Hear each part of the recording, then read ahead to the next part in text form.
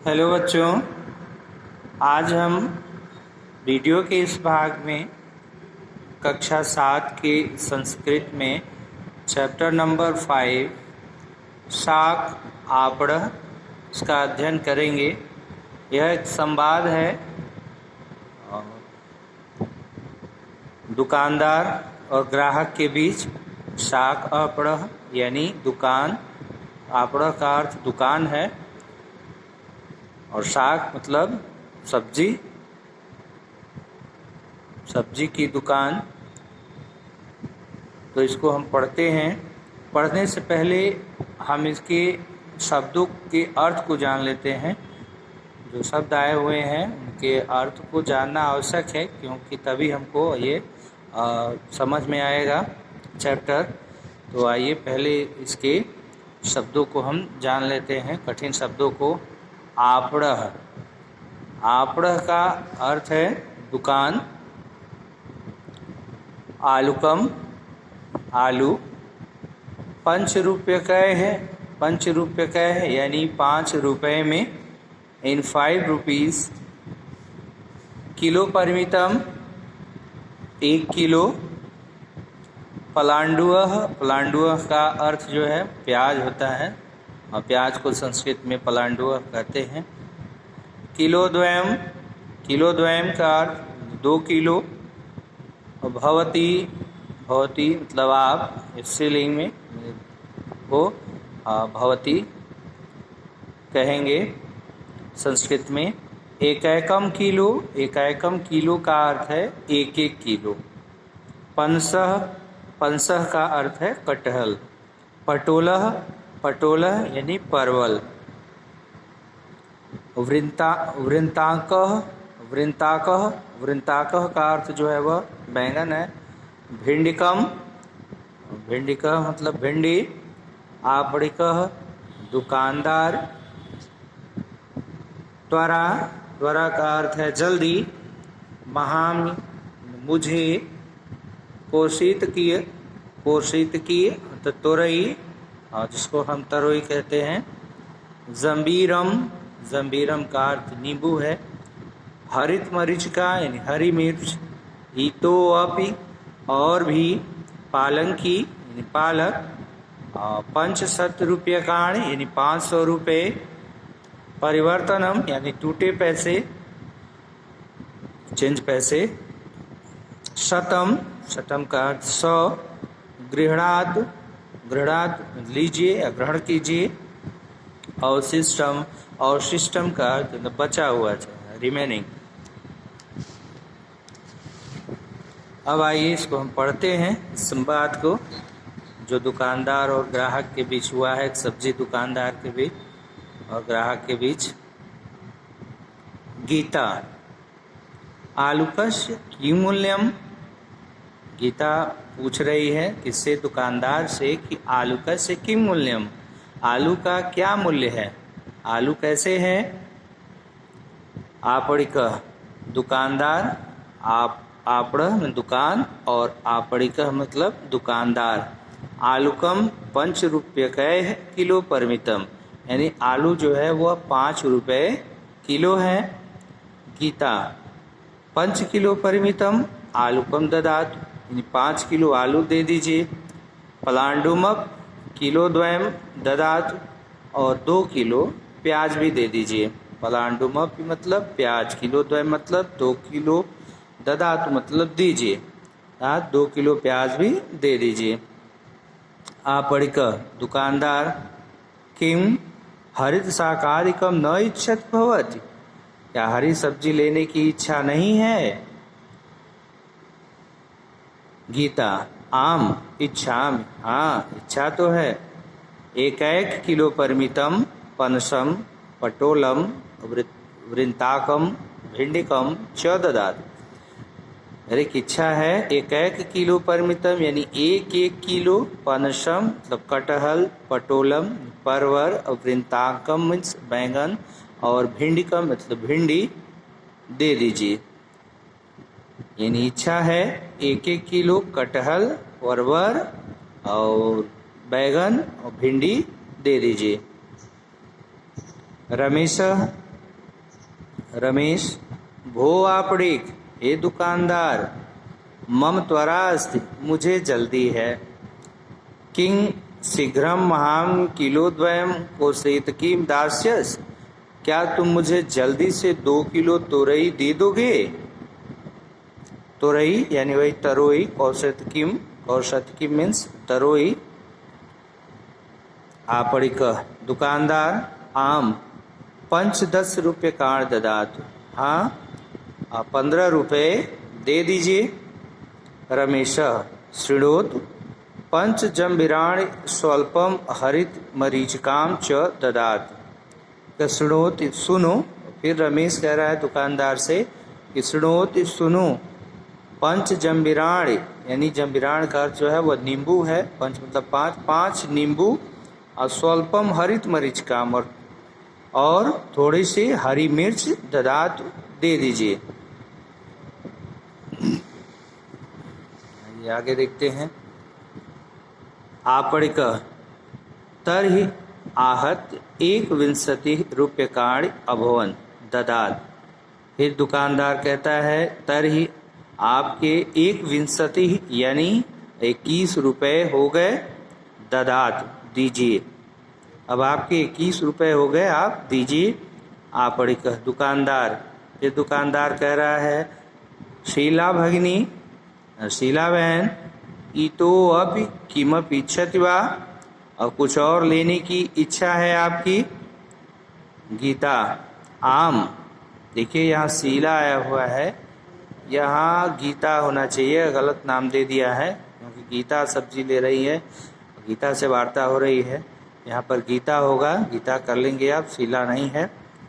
गीता भगिनी गीता बहन इतो अब किमपि इच्छति वा कुछ और लेने की इच्छा है। गीता आम हाँ अर्ध किलो परिमितम पालंकी शाकम अपि ददात यानी आधा किलो पालकी की साग भी दे दीजिए। गणनम कृत्वा मूल्यम च वदतु और गणना करके मूल्य बता दीजिए, यानी गिनती कर लीजिए कितने पैसे आपके हो गए, मूल्य बता दीजिए। आपड़िक दुकानदार 75 रूप्यकाण ददात यानी 75 रुपये दे दीजिए। गीता गृहणात लीजिए। गीता ने कहा लीजिए। आपड़िक 75 रूप्यकाणि अस्य परिवर्तनम नास्ति। 75 रूप्यकाणि 500 रुपये अस्य परिवर्तनम नास्ति यानी इसके टूटे नहीं हैं, टूटे पैसे नहीं हैं। अर्थात दुकानदार उस गीता जो है दुकानदार को 500 रुपये की नोट देती है और वो दुकानदार कहता है कि 75 रूप्यकाणि 500 रुपये अस्य परिवर्तनम नास्ति, मैं इसको बदल नहीं सकता, अर्थात चेंज नहीं दे सकता क्योंकि मेरे पास टूटे पैसे नहीं हैं। गीता तरहि शतम गृह्णातु तब गीता कहती है तब शतम गृह्णातु तब ये 100 रुपये ले लीजिए, 100 रुपये लीजिए। आपड़िक अवशिष्टम 25 रूप्यकाणि स्वीकरोतु भवति स्वीकरोतु भवति। अवशिष्टम यानी बचे हुए जो शेष बचे हुए हैं, शेष कितने बचे हैं 25 रूप्यकाणि यानी 25 रुपये बचे हुए हैं। स्वीकरोतु स्वीकार कीजिए, इसको आप स्वीकार करें। गीता धन्यवाद। गीता फिर कहती है धन्यवाद। ठीक है, उम्मीद है बच्चों आपको ये समझ में आ गया होगा। अब आगे देखते हैं हम इसके अभ्यास को। अभ्यास में पहला प्रश्न यहीं पे है, देखिए अभ्यास प्रश्नानाम उत्तराण लिखित, प्रश्नों के उत्तर को लिखना है और ये संस्कृत में है प्रश्न, तो आपको उत्तर भी संस्कृत में ही लिखने हैं।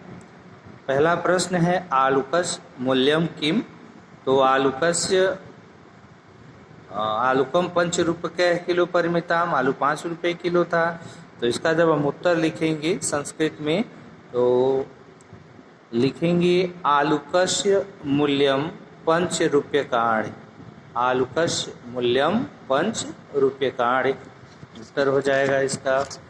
दूसरा प्रश्न हम देखिए इसमें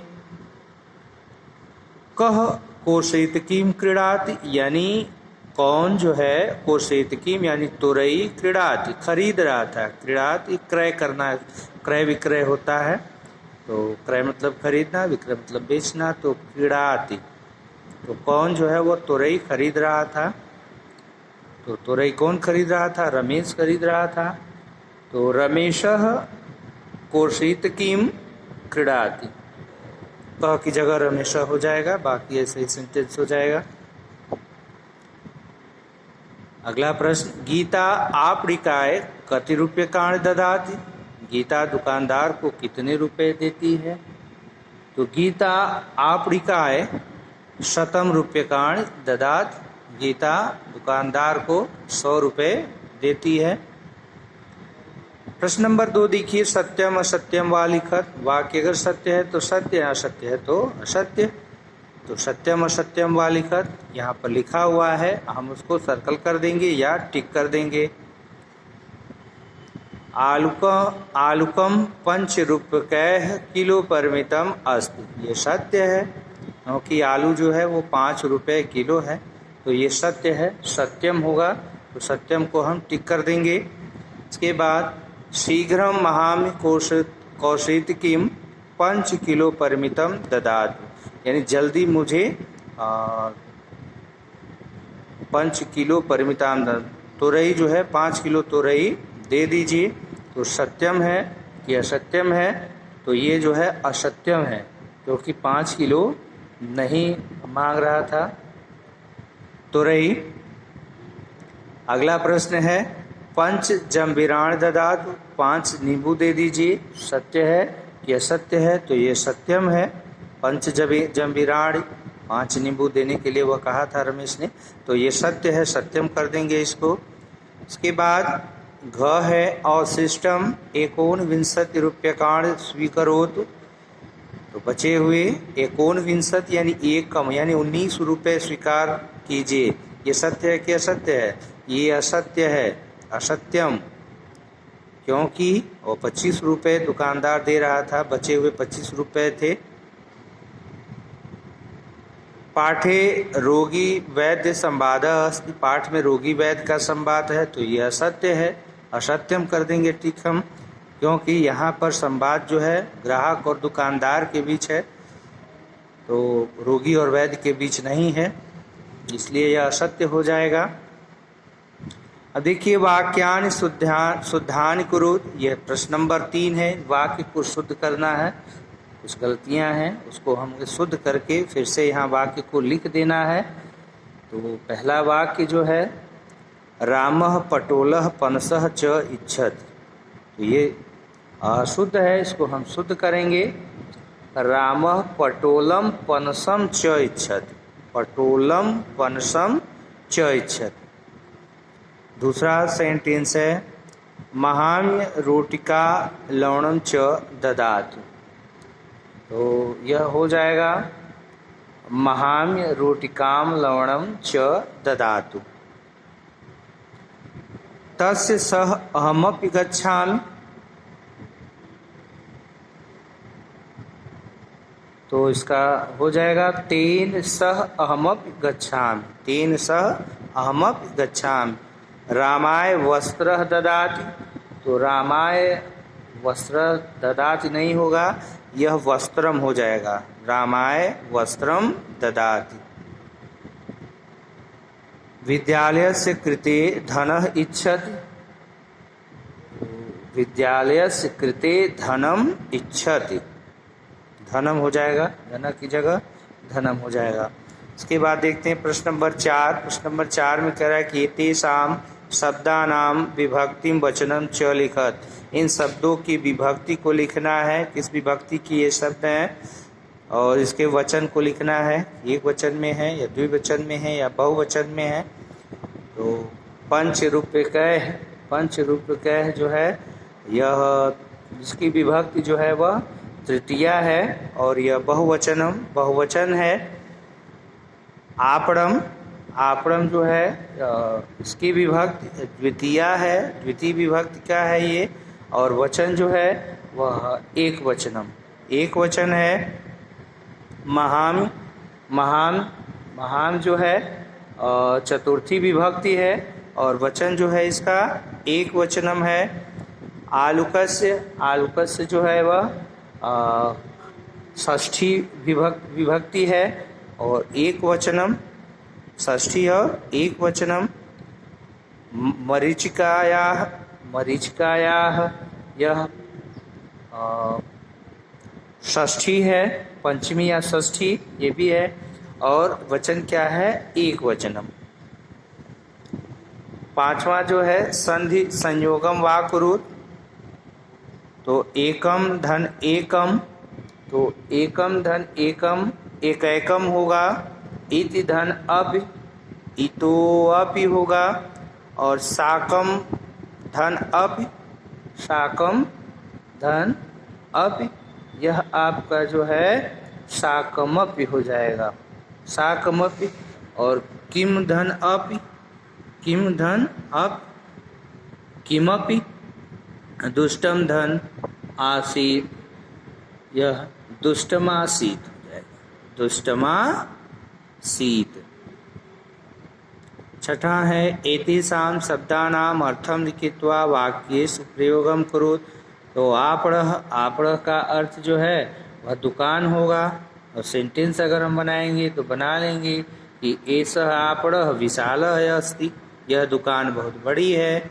और आपड़िक मतलब दुकानदार, तो इसका अर्थ हो जाएगा एषः आपड़िकः नास्ति, यह दुकानदार नहीं है। कोई भी सेंटेंस बना लेंगे लेकिन इन शब्दों का प्रयोग वहाँ होना चाहिए उस वाक्य में आपके। से आम, तो आम का अर्थ हाँ, आम सह सदा सत्यम वदति। भवान, भवान का अर्थ जो है आप, पुल्लिंग में है शब्द ये, तो भवान कुत्र वसति, भवान कुत्र वसति। उसके बाद भवति है, भवति मतलब भी आप, लेकिन ये स्त्रीलिंग के लिए है, जैसे पुल्लिंग के लिए तो ये स्त्रीलिंग के भवति है आपके लिए, तो ये भवान कुत्र वसति, सॉरी भवान नहीं, भवति कुत्र पाठयत कर लीजिए इसको, भवति कुत्र पाठयत। महाम, महांग में मुझे, महाम संस्कृतम रोचते, मुझे संस्कृत अच्छी लगती है। पनसह, पनसह का अर्थ जो है वो कटहल होता है, पनसह मतलब कटहल, तो एसह पनसह लघुः अस्ति, यह कटहल जो है छोटा है, लघु है, या बड़ा कर लीजिए। स्वादः, स्वादः, तो स्वादः का अर्थ जो है वो स्वाद है।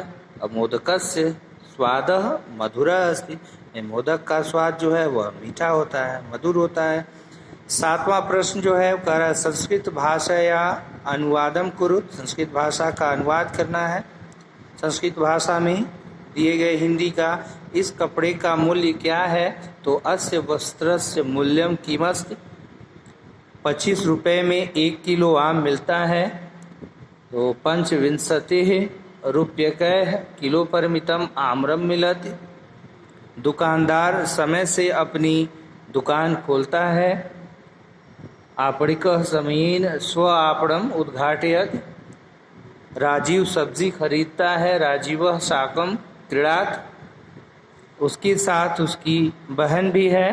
तेन सह तस्य भगिनी अपि अस्ति, वह और भी दूर जाना चाहती है। सा इतोऽपि दूरम गन्तुमिच्छति।